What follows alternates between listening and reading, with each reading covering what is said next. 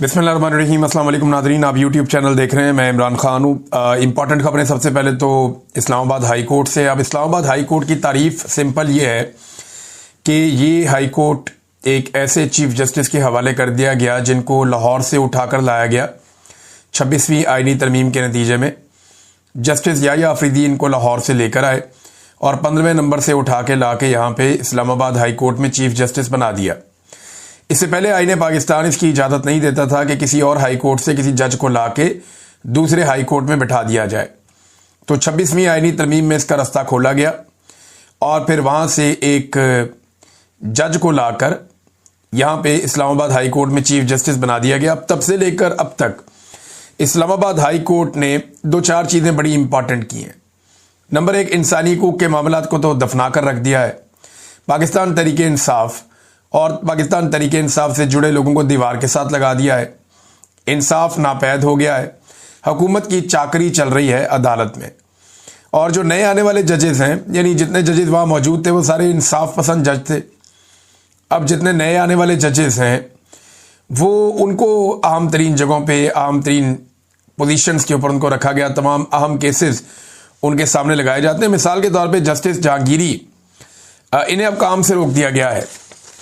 ये अदालत के अंदर जब समाअत हो रही थी तो बड़ी तादाद में वकला वहाँ पे मौजूद थे, तो अदालत में ऐसी कोई बात करने की कोई शायद जरूरत ही नहीं हुई जज साहबान की। ये दो रुकनी एक बेंच बना हुआ था और इसको भी हेड कर रहे थे chief justice Islamabad high court justice Dogar. अब जस्टिस जहांगीरी वो जज हैं जिन्होंने सबसे पहले आवाज़ उठाई थी जिन जजों में कि एजेंसियां मुदाखलत करती हैं हमारे काम में, हमें दबाव में लेती हैं और हम पर असरअंदाज होती हैं हमारे फैसलों पर, लिहाजा जो एजेंसियां हरकतें कर रही हैं उनको रोका जाए। ये उन जजेस में से एक हैं। अब जब इन्होंने एजेंसियों के खिलाफ आवाज़ उठाई थी तब से इनको दीवार के साथ लगाने का सिलसिला शुरू हो गया था। जस्टिस जहांगीरी पे एक तो इल्ज़ाम यह है या प्रॉब्लम यह है इनसे कि इन्होंने जो इंटेलिजेंस एजेंसियां हैं अदालती मामलात में उनकी मुदाखलत को नापसंद किया था और उसके खिलाफ आवाज़ उठाई थी। दूसरा, ये वही जज साहब हैं जो ट्रिब्यूनल थे, यानी इस्लामाबाद के जो तीनों हलके हैं वो इनके पास गए और इन्होंने रिकॉर्ड मंगवा लिया कि असली फॉर्म 45 लेकर आओ ताकि दूध का दूध और पानी का पानी हो जाए। तो उसको यानी इस दौरान में बहुत सारे, अब एस्टेब्लिशमेंट का प्रॉब्लम यह है ना, उन्होंने पूरा इलेक्शन ही चोरी किया हुआ है। पाकिस्तान का पूरा इलेक्शन एस्टेब्लिशमेंट ने चोरी करके हारने वाले उम्मीदवारों को दे दिया और PMLN की हुकूमत बना दी। अब ये जो है इस पे आर्टिकल 6 लगता है, ये संगीन गद्दारी का मुकदमा है। अब एस्टेब्लिशमेंट इससे बचना भी चाहती है। तो जस्टिस जहांगीरी जो है वो इसमें इंसाफ देने लगे थे और इस्लामाबाद की तीनों सीटों पे धांधली साबित होने लगी थी। और मैं आपको उन दिनों में ये कह रहा था कि अगर ये बंद टूट गया तो बहुत बड़ा सैलाब आएगा, फिर बाकी जगहों पे भी इंसाफ हो सकता है। लेकिन ये रास्ता बंद करने के लिए जस्टिस जहांगीरी के ऊपर एक इल्ज़ाम लगा दिया जी कि इनकी जो डिग्री है वो जाली है। मिसाल के तौर पे जब ये वकील बने तो इनकी डिग्री तब जाली नहीं थी। जब ये डिप्टी प्रोसिक्यूटर बने तब भी डिग्री ठीक थी। जब ये डिप्टी अटॉर्नी जनरल बने तब भी डिग्री ठीक थी। जब एडवोकेट जनरल बने तब भी डिग्री ठीक थी। इस्लामाबाद हाई कोर्ट का जज बन गए तब भी डिग्री ठीक थी। बस जैसे ही इन्होंने 3 हलके खोले इस्लामाबाद के और जैसे ही इन्होंने आवाज़ उठाई कि जनाब एजेंसियां मुदाखलत कर रही हैं हमारे काम में, तो साथ ही डिग्री जो है वो फारिग कर दी गई। ये नाज़रीन हालात हैं। अब ये जो मामला चल रहा था अदालत में तो जस्टिस डोगर ने या उनके साथी जज ने कुछ नहीं कहा, लेकिन जब वो चैम्बर में पहुंच गए तो वहां से खबर आती है जनाब कि उनको काम से रोक दिया गया है। हालांकि ये मामला सुप्रीम कोर्ट में अभी पेंडिंग है। यानी यहां कुछ अहम सवालात उठ जाते हैं कि 1 साल 2 महीने के बाद आज पहली समाअत थी और मेडिकल ग्राउंड पर वकील भी पेश नहीं हुआ और साथी वकील पेश हुआ, उसने कोई हकायक भी पेश नहीं किए, ना कोई सवालात हुए ना जवाबात हुए। तो ये इतना बड़ा फैसला कैसे आ गया, ये सवाल सब उठा रहे हैं। इस्लामाबाद हाई कोर्ट के सर्विस जज से बगैर दलाइल, बगैर नोटिस उनकी जुडिशल पावर कैसे वापस ले ली गई, ये भी सवाल है। मरियम नवाज खान साहबा ने भी बड़े अच्छे सवालात उठाए। कोई कानूनी माहिर इसकी मंतक समझा सकता है कि जब जस्टिस डोगर ने खुद कहा कि अभी तो एतराजात पर केस सुन रहे हैं, जज साहब को नोटिस भी नहीं किया, तो ये एक तरफा फैसले कैसे हो गया। अदालत को यह भी तय करना था कि सुप्रीम जुडिशल काउंसिल में शिकायत के हतमी फैसले तक आईनी दरखास्त दायर भी हो सकती है या नहीं, फिर फैसला हो गया। यानी एक मामला सुप्रीम जुडिशल काउंसिल में है, जब तक वहां पे कोई मामला हल होता है या नहीं होता, तब तक क्या यह मामला इस्लामाबाद हाई कोर्ट में सुना भी जा सकता है या नहीं। लेकिन क्योंकि एस्टेब्लिशमेंट की ख्वाहिश है और एस्टेब्लिशमेंट को ऐसे जजेस पसंद नहीं है जो इस वक्त कानून की, आइन की और इंसाफ की बात करें, लिहाजा एक और जज को रस्ते से हटाने का बंदोबस्त एस्टेब्लिशमेंट ने किया है। और यह सब पसंद और नापसंद की बुनियाद पे हो रहा है। सिर्फ जिद है एस्टेब्लिशमेंट की कि हमने इस मुल्क के हर इदारे को, हर शख्सियत को, हर सियासी जमात को, हर सहाफ़ी को, सबको हमने फतह करना है। कश्मीर फतह हो नहीं रहा और ये सारा पाकिस्तान के अंदर ही फतह के झंडे गाड़ते चले जा रहे हैं।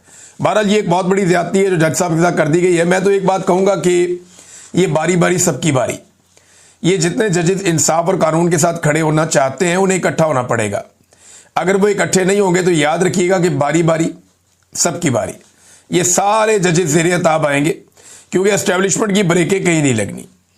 ईमान मजारी साहबा का लाइसेंस मनसूख करवाने के लिए इस्लामाबाद बार काउंसिल में एक शिकायत दायर कर दी गई कि जनाब ये मुल्क की दुश्मन है, इसके ऊपर इंक्वायरी की जाए।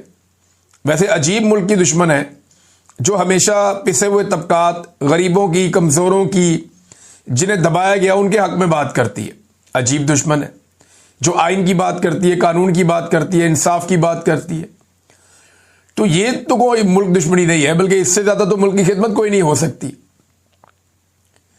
दूसरी जानिब ईमान मजारी साहबा ने यह किया कि जो सुप्रीम जुडिशल काउंसिल को उन्होंने एक बाकायदा मुरासला भिजवाया था, एक तफसीलात सारी भेजी थी कि उन्हें नौकरी की जगह पे या उनके काम की जगह पे उन्हें हरासमेंट का सामना करना पड़ा और उनको हरास किया जस्टिस डोगर ने। तो उसके बाद उन्होंने दो जगह पे दरखास्त दी थी ना, एक तो इस्लामाबाद हाई कोर्ट में दी थी जो कमेटी है हरासमेंट की, तो वो कमेटी तब्दील कर दी जस्टिस डोगर ने। अब यही मामला इन्होंने दोबारा लिखा उस लेटर के अंदर कि जनाब मैं हरासमेंट मेरी हुई है, मैंने दरखास्त दी है, जहां दरखास्त दी है वो कमेटी तब्दील कर दी और कमेटी भी उसने तब्दील की जिसके खिलाफ मैंने दरखास्त दी है। तो ये एक कन्फ्लिक्ट ऑफ इंटरेस्ट का एक मामला है। तो ईमान मजारी साहबा तो पीछे नहीं हट रही और मजीद आगे बढ़ रही हैं। चेयरमैन पीटीए को ओहदे से हटाने का फैसला दे दिया जस्टिस बाबर सत्तार साहब ने। ये तफसीली फैसला 99 इसके पेजेस हैं, लेकिन देखें इसके ऊपर क्या बात करनी है।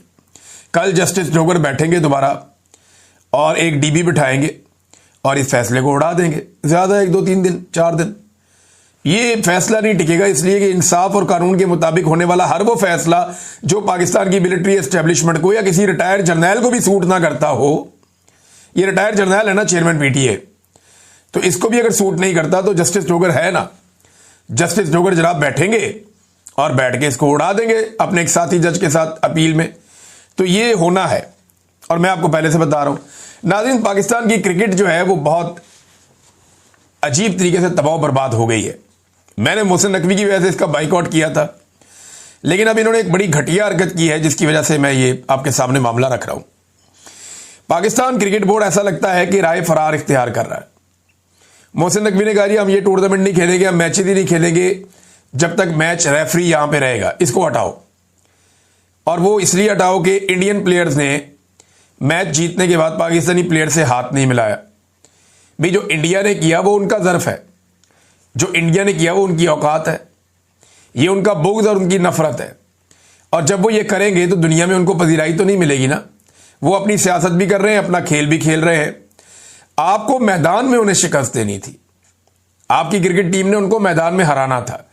अब मोहसिन नकवी को यह नजर आ रहा है कि ये टीम के साथ हराना मुश्किल है। देखें क्रिकेट है, इसमें अपसेट हो जाता है, हो सकता है कोई प्लेयर चल जाए और वन साइडेड वो मैच को जितवा दे, लेकिन मोहसिन नकवी ऐसा लगता है और पूरी टीम जो है वो शायद राय फरार इख्तियार कर रहे हैं। 21 तारीख को दोबारा मैच है इंडिया के साथ, ये कह रहे हैं जी अब हम टूर्नामेंट का ही बाइकआउट कर देंगे। क्यों? आप हारने से डर गए हैं?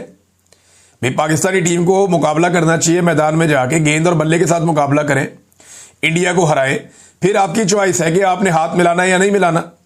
आप हाथ नहीं मिलाएंगे तो हिसाब बराबर कर देंगे, आप हाथ मिलाएंगे तो आप भारत को इखलाकी मैदान में एक बड़ी शिकस्त दे देंगे।